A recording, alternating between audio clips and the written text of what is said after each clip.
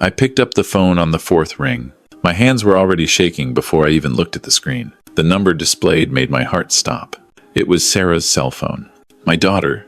The daughter I buried 12 years ago at Riverside Cemetery in Kingston, Ontario. I stood frozen in my kitchen, the morning light streaming through the window, over the sink where I'd been washing my breakfast dishes. The phone kept ringing. Ring 5.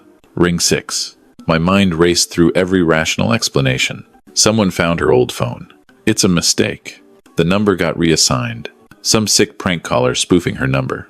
But my thumb moved on its own and pressed the green button. I lifted the phone to my ear. I couldn't speak. My throat had closed up completely. Dad? The voice was quiet. Young. Female. My knees buckled and I grabbed the counter edge to keep from falling. That voice. That single word. I hadn't heard anyone call me Dad in 12 years. Not since March 14th, 2013. Not since the day Sarah died in that car accident on Highway 401 during a freak spring snowstorm. She was only 23 years old, heading back to Ottawa after visiting me for the weekend. Dad, are you there? I forced air into my lungs. Who is this? My voice came out as a hoarse whisper. It's me. It's Sarah. The room tilted. I slid down to the kitchen floor, my back against the cabinet doors. This wasn't possible. This couldn't be happening. I'd identified her body. I'd held her cold hand in that sterile hospital room. I'd picked out her casket. I'd watched them lower her into the frozen ground while snow fell on the mourners gathered around the grave. This isn't funny, I managed to say. Whoever you are, this is cruel. This is sick. Dad, please. I don't have much time. I need you to listen.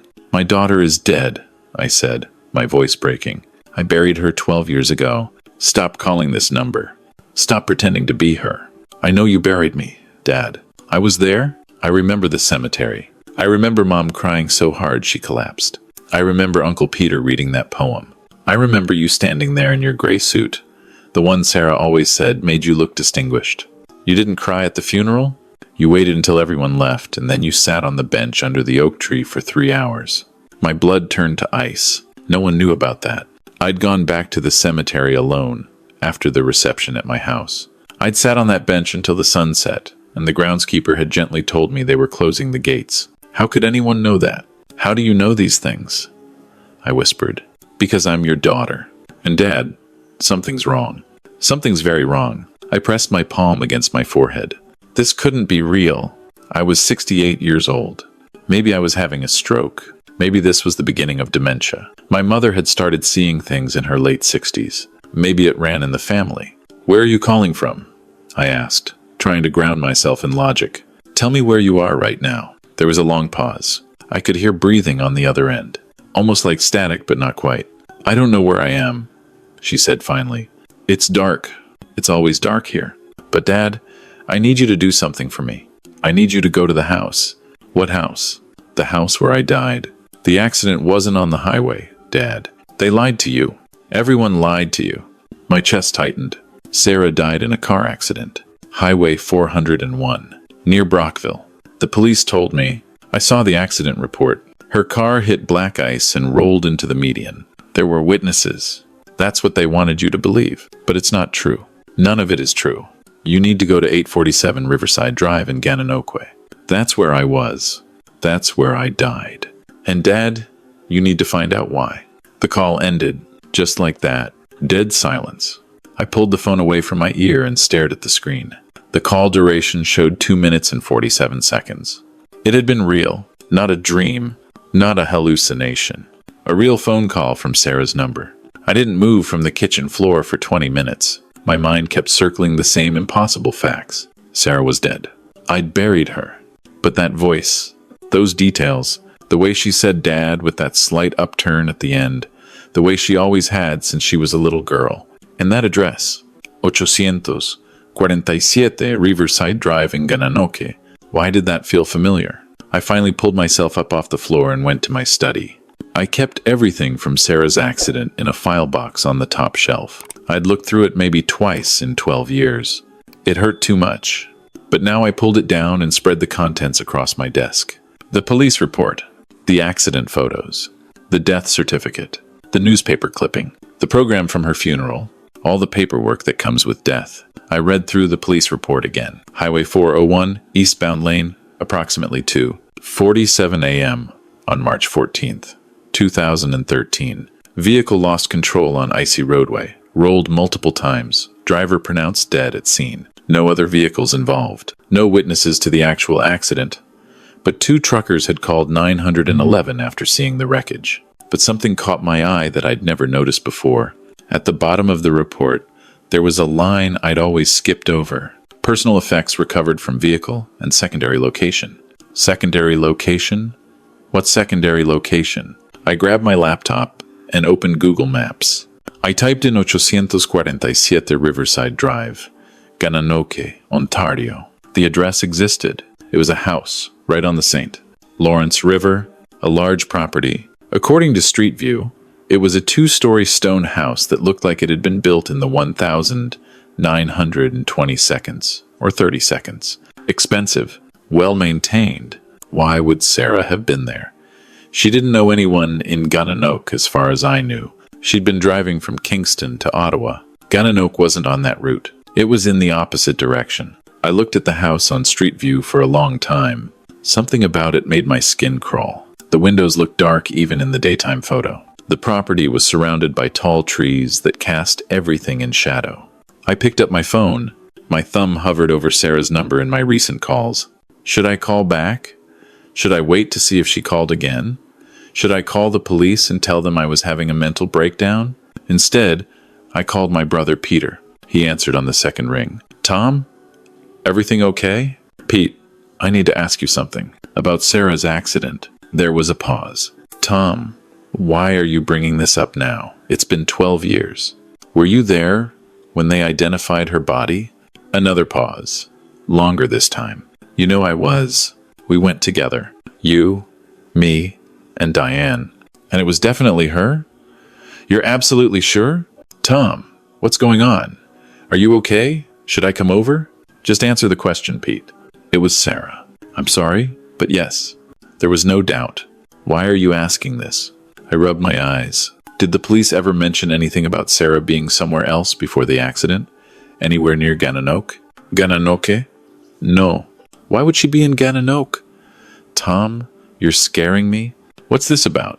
I couldn't tell him about the phone call. He'd think I'd lost my mind. Maybe I had... Never mind, I said. I'm just having a hard day. Anniversary of the funeral is coming up. You know how it is. The anniversary isn't for another 3 months. I know.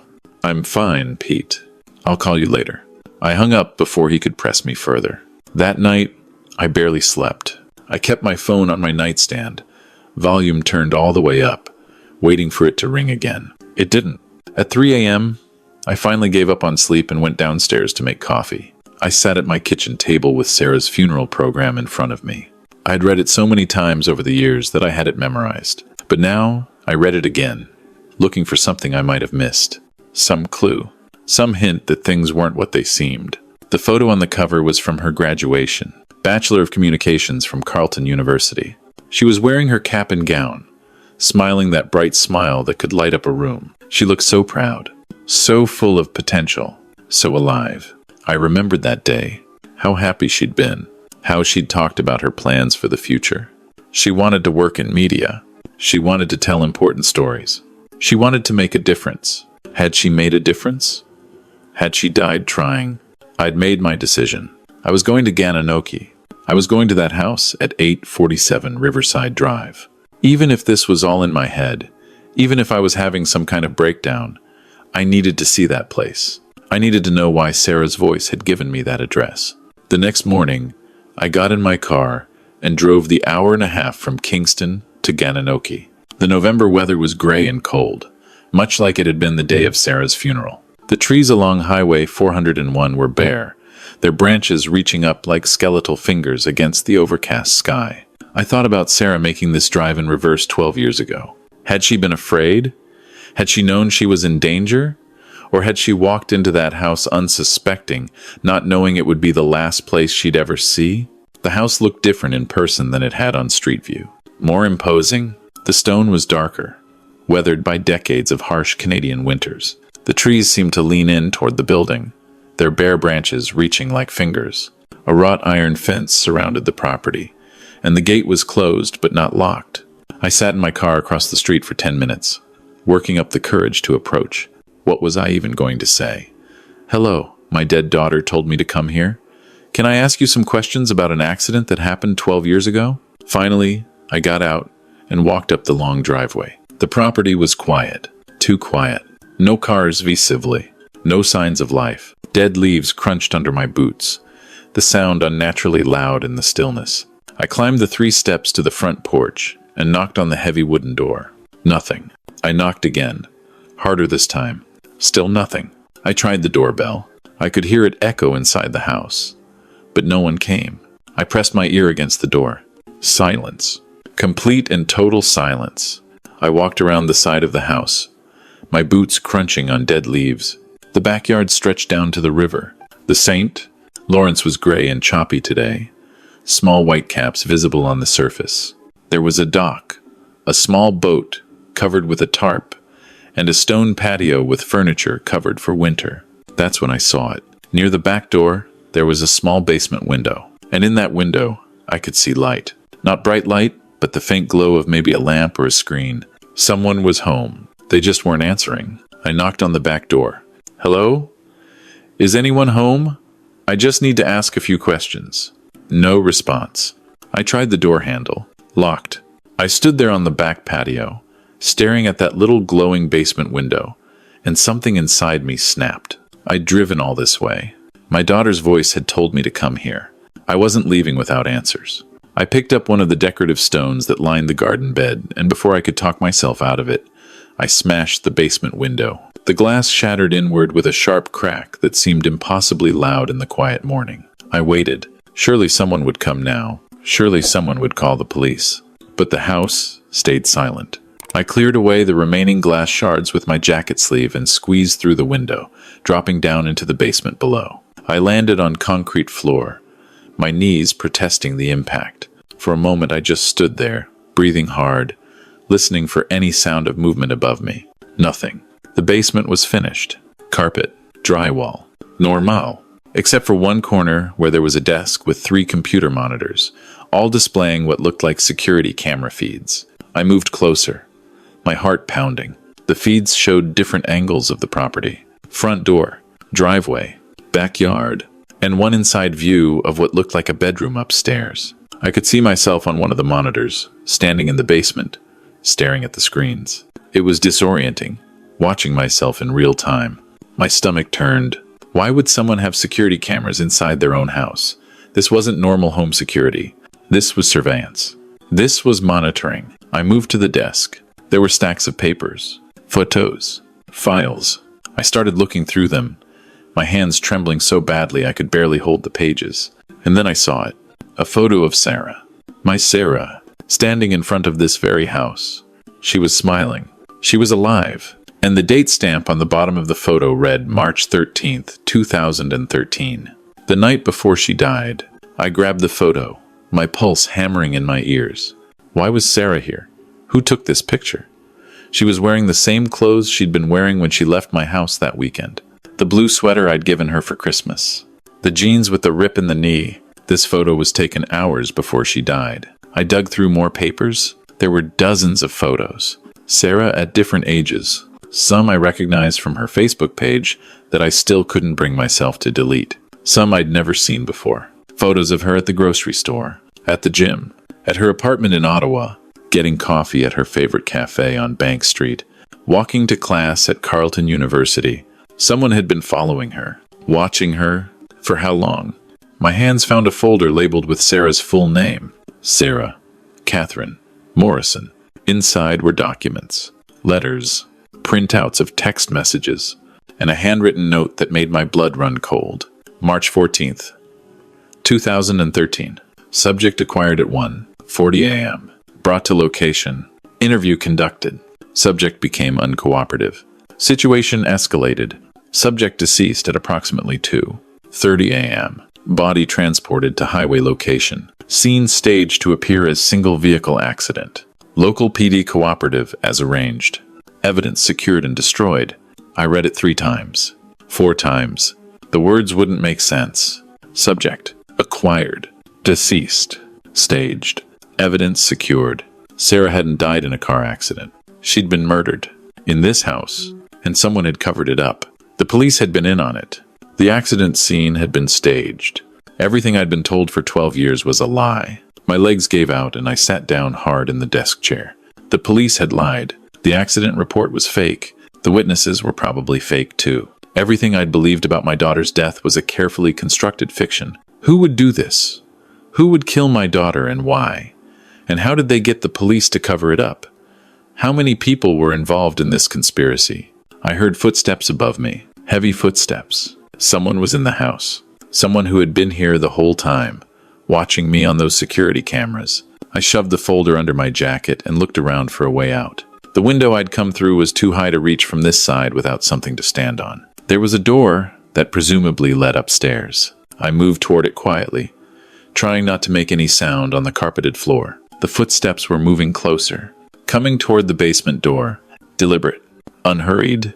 Whoever it was knew I was trapped down here. I pressed myself against the wall next to the door, my heart thundering so loud I was sure they could hear it. The doorknob turned slowly. The door opened. A man stepped through. Older, maybe 75.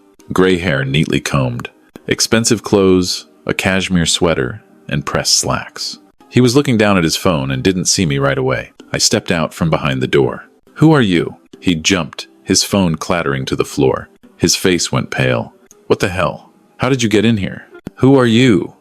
I repeated, my voice stronger now. "Why did you have my daughter killed?" His face went through several expressions in rapid succession, then red.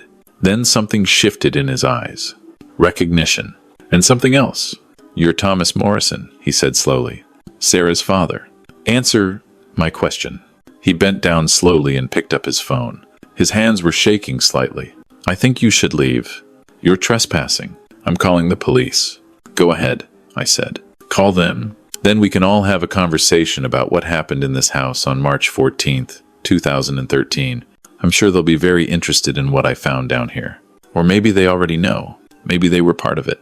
His hand holding the phone lowered slightly. "You don't understand the situation you've walked into. Then explain it to me. Why is my daughter dead? What did you do to her?" He stared at me for a long moment. Then he sighed and sat down heavily on the basement stairs. Suddenly he looked much older, tired, like a man carrying a weight he could no longer bear. "Your daughter was an investigative journalist," he said quietly. "Did you know that?" "She was a graduate student. She was studying communications at the University of Ottawa. That was her cover. She was investigating something dangerous, something she should have left alone." My mind reeled. Sarah, an investigative journalist? That couldn't be right. She would have told me, wouldn't she? But even as I thought it, I remembered things. Strange things I'd dismissed at the time. The strange questions she'd asked during her last visit. Questions about my work in military procurement before I retired. Questions about government contracts. Questions about a company called Riverside Solutions that I'd worked with in the 90 seconds. I'd thought she was just curious about my career, but maybe she was digging. Maybe she was investigating. What was she investigating? I asked. Arms deals. Illegal weapons, sales to foreign governments. Money laundering through defense contractors. Your daughter had evidence. Documents. Communications. She was going to expose people who don't appreciate being exposed. People with the power to make problems disappear. So you killed her. I didn't kill her, he said quietly. But I was here when it happened. I tried to stop it. I tried to talk them out of it. But they said she knew too much. They said she was going to publish. They said it would compromise national security. They said innocent people would die if the information got out. Who? Who are they? He shook his head. I can't tell you that. And even if I did, it wouldn't matter. These people are untouchable. Your daughter's death was officially ruled an accident. That file is closed. Even if you go to the media with what you found here, it would disappear. You would disappear, just like Sarah did. You're telling me the Canadian government murdered my daughter? I'm telling you that certain people in certain positions did what they thought was necessary. Right or wrong, they believed they were protecting national interests. And I'm telling you that if you pursue this, you'll end up just like her. They're watching you right now, Mr. Morrison. They've been watching you since that phone call came through. I thought about Sarah's phone call. That voice, those words. The accident wasn't on the highway, Dad. They lied to you. Someone called me, I said, 2 days ago. From Sarah's phone. A woman's voice. She told me to come here. She told me to find out what happened. The man's eyebrows rose. His face showed genuine surprise. That's impossible. Sarah's phone was destroyed along with all her evidence. It was incinerated. I watched them do it myself. Then who called me? He stood up from the stairs, his face troubled. I don't know, but whoever it was, they wanted you to find this. They wanted you to know the truth, which means someone inside is trying to expose this. Someone with access to classified information. Someone who knows what really happened. And that makes this very dangerous, Mr. Morrison. For both of us. My phone buzzed in my pocket. I pulled it out. Another call. Sarah's number. I answered immediately. Who is this? Who are you really? Dad, you found it. You know the truth now. The same young woman's voice. But now I heard something else underneath it. A slight accent. British, maybe. Or Australian. Not Sarah's voice at all. Someone imitating her. Someone who'd studied her voice carefully enough to fool a grieving father. You're not my daughter. I'm not. I'm sorry for the deception. But I needed you to see this. I needed someone to know what they did. Who are you?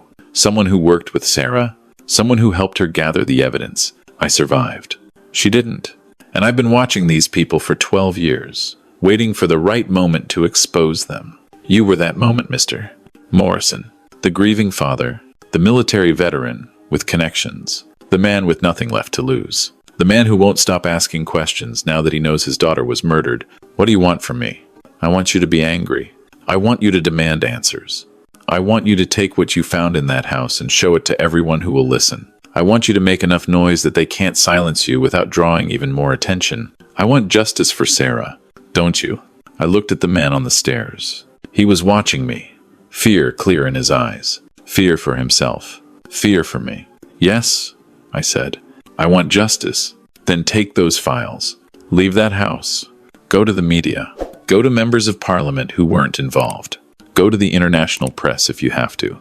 Make them answer for what they did. I'll send you more information. More evidence. Everything Sarah gathered before they killed her. But you have to be the face of this, Mr. Morrison. You have to be the one who demands accountability. They can't kill a grieving father seeking justice for his murdered daughter without creating a martyr. That's your protection. That's your weapon. The call ended. I looked at the man. What's your name? Richard Carlyle. I was the Deputy Minister of Defense. I'm retired now. Are you going to try to stop me? He shook his head slowly. I'm 68 years old. I'm dying. Cancer.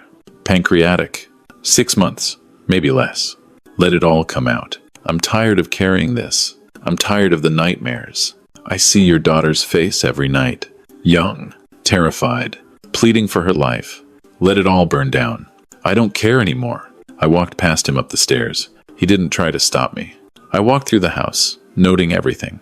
The expensive furniture, the art on the walls, the photos of Carlyle with politicians and military brass. Evidence of a life of power and privilege built on secrets and lies. I walked out the front door and back to my car. The folder was still under my jacket, pressed against my chest like armor. I could feel the weight of it. The evidence. The truth. My daughter's legacy. I drove back to Kingston. I didn't go home. I went directly to the offices of the Kingston Whig Standard. I asked for the senior investigative reporter. Her name was Jennifer Walsh. I showed her what I had. Within a week, the story broke. Veteran's daughter murdered in government cover-up. Within 2 weeks, it was national news. Global. The Globe and Mail. Within a month, there were calls for a public inquiry. 3 members of parliament resigned. 2 senior intelligence officials were placed on administrative leave pending investigation. The RCMP opened a formal investigation into Sarah's death. Richard Carlyle died 3 weeks after I found him. Heart attack in his sleep. The official report said natural causes. I don't believe it for a second. I never found out who really called me from Sarah's number. The woman who called herself Sarah's colleague never contacted me again. The number was traced to a burner phone purchased with cash in Toronto. No way to track it. No surveillance footage. No paper trail. Whoever she was, she knew how to stay hidden. But I think about her every day. Whoever she was. Sarah's friend. Sarah's partner in investigation. Sarah's avenger. The woman who gave a grieving father his daughter back for just long enough to learn the truth. The public inquiry is ongoing. More names are coming out. More connections being revealed. It goes higher than I ever imagined. Cabinet ministers, military generals, corporate executives, all connected to the illegal arms deals Sarah was investigating, all with a vested interest in keeping her quiet. I visit Sarah's grave every Sunday now. I bring fresh flowers, tulips, her favorite. I tell her about the investigation, about the people being held accountable, about how her work, her evidence, is finally seeing the light of day, about how she didn't die for nothing. And sometimes, when the wind blows through the trees in the cemetery, I swear I can hear her voice. Thank you, Dad. I know it's just the wind. I know she's gone, but I like to think that somehow, somewhere, she knows. She knows I didn't stop fighting. She knows I found the truth. She knows I exposed the people who killed her. She knows I finally brought her home. Not her body. That's been here all along. But her story, her truth, her justice, that's what I brought home. And I'm not done yet.